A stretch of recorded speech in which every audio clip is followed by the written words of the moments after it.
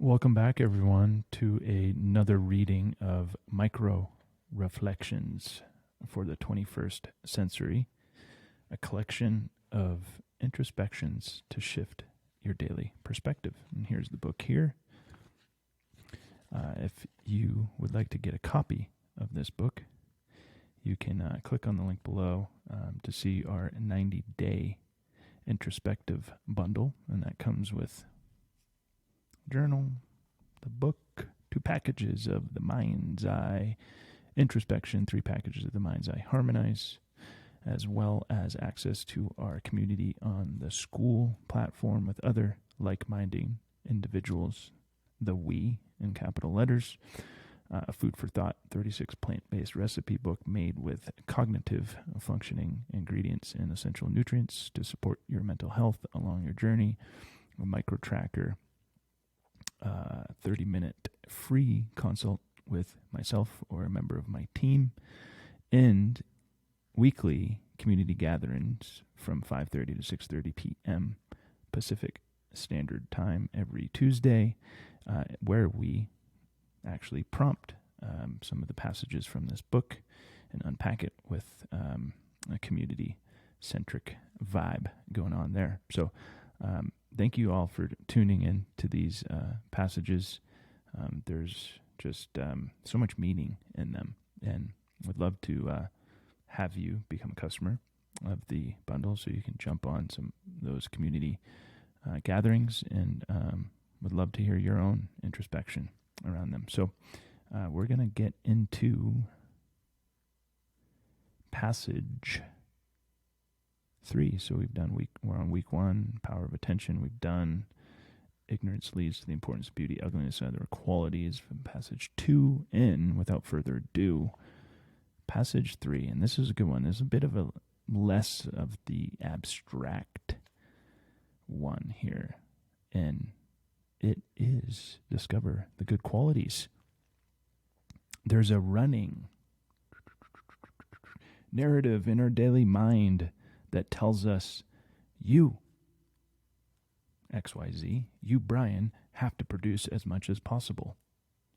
Guilty. We should be looking to become more patient, less triggered, more understanding, and compassionate, not only for ourselves, but for others around us and the rest of the world. So think about the good qualities that might mean something to you, and focus your mind's eye on that. And I'm going to add a second quote here, but just because I'm wearing this cool hat, that's Albert Einstein there. He says, a great thought begins by seeing something differently with a shift of the mind's eye. So you can think about the good qualities that might mean something to you and focus your mind's eye on that. A shift of the mind's eye. So are you in harmony with living, or are you in harmony with dying? And that's Lao Zhao, one of the great philosophers of our time there. So, think about that. Are you in harmony with living, and whatever that means to you? Or are you in harmony with dying? And I think discovering the good qualities in there can kind of help you decipher and discern where you're in harmony. And give you a good example, I was very much in harmony with dying 10, 11 years ago, 12 years ago. I started drinking and using drugs when I was 14 years old, and I didn't stop for 18 years. So from 18 years of my life, from 14 years old till 32. And thought I was in harmony with living because I was like having a ton of fun, right? It was like, drinking and partying and using and sex, drugs, rock and roll. It was all fun, and it was like fun with some consequences. Then it just became just all consequences, right? And I was very much in harmony with dying. I woke up in the hospital once from overdose, many, suicidal ideations, and just living a life of just complete misery when you just don't even want to get out of bed and you are fearful to even do the laundry or go outside. That's not in harmony with living. And that doesn't have to be as drastic as that. But maybe there's some things in your life that is like putting you out of balance from being in harmony with living. So there's a running narrative in our daily minds that tell us that we have to produce as much as possible, right? That we have this like never-ending checklist, right? I call it a scroll. It's like we're never going to get the checklist done. Newsflash, there's always something else to put on there. Cross one thing out, 5 more things pop up, okay? And that our self-worth is wrapped up in how much we produce. We have paid way too much attention on producing, okay? We have such much more of a reactive mind towards production and a less of a sharpened, receptive mind to just doing nothing, being still, sitting around, resting, meditating, staring at a tree. That's one of my favorite things. Just taking a few moments to stare and set the intention for the day or the moment. And guilty as charged. I wrap up a lot of my self-worth at times in what I'm producing, and I get mad at myself. I get very hard on myself if I don't get it all done and it's not perfect. But on the opposite side of that same coin, here's the nuance. It's a very subtle shift, and they're definitely connected. They're not like separate from each other. It's like the opposite side of the same coin. We should be looking to become more patient with self, with others, with children, with the people in our lives, with our coworkers, with the world, and learning how to accept the world just as it is, but being discerning enough to regulate our response to that, to become less triggered. More understanding, that's a big one. How do we become more understanding of others rather than always trying to be understood?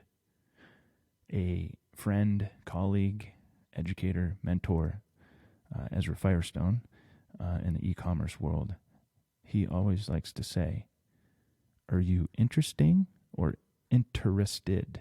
Okay? I like to say it's better to understand than it is to be understood. So how do we put more time into understanding others' points of view or perspectives to what? Shift our daily perspective. That's kind of what this book is all about, and that what we're achieving when we are accessing our mind's eye through the practice of microdosing, okay? And learning how to be more compassionate, quiet, compassionate reflection, okay? So another kind of behavioral exercise that I like to use and suggest is when the microdosing effect is coming on, resist the urge to do something and produce, right? I want to focus more. I want more concentration. I want to be more creative. I want to just like get more workout. Like resist that urge to do that. That is a byproduct of sitting down in quiet, compassionate reflection with self. Eyes closed. What am I experiencing right now? How can I outwardly manifest that to the others in my life, into my work, into the things that I produce, and not producing for the sake of production, right? It's like all the emails that we want to answer, all the things on our list, we don't want to do them anyway, right? But we resist just sitting down, knowing intuitively that that is good for us, okay? Intuitively know it's better to feel than not to feel. So how do we become more understanding and compassionate? Sitting still. Listening to others, okay? And think about the good qualities that might mean something to you and focus your mind's eye on that. So think about what those are. Those good qualities, I don't know what they are for you. Only you know that. And then take the time to focus the mind's eye on that. And that is part of that quiet, contemplative practice that you get, right? Sit with it. Don't resist it. And get away from that running narrative in your daily mind that tells you that you have to produce as much as possible. Discover the good qualities. Thanks.